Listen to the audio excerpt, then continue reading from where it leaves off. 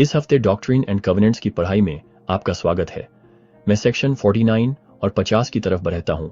दो जबरदस्त रेवलेशंस जो हमें याद दिलाते हैं कि जो परमात्मा का है वो रोशनी है।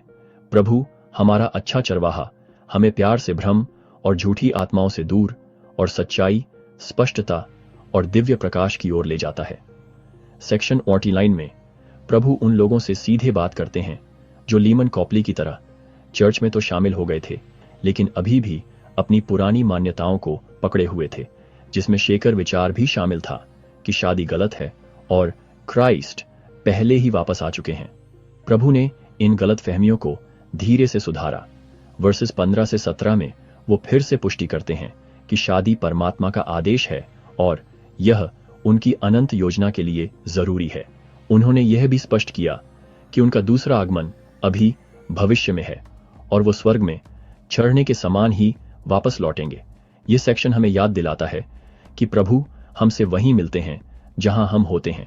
वो लाइन अपॉन लाइन सच्चाई सिखाते हैं और हमें गलती को छोड़ने के लिए कहते हैं, चाहे वो कितनी भी सच्ची लगे। सेक्शन 50 में शुरुआती सेंट्स आध्यात्मिक अनुभव प्राप्त करने के लिए उत्सुक थे, लेकिन सभी आत्माएं परमात्मा से नहीं थीं। वर्स 2 में प्रभु चेतावनी देते हैं, ऐसी कई आत्माएं हैं जो झूठी हैं। प्रभु सिखाते हैं कि धोखे से सच्चाई कैसे पहचानी जाए। वर्सेस 35 से 25 हमें एक की देते हैं, जो शिक्षित नहीं करता वो परमात्मा से नहीं है।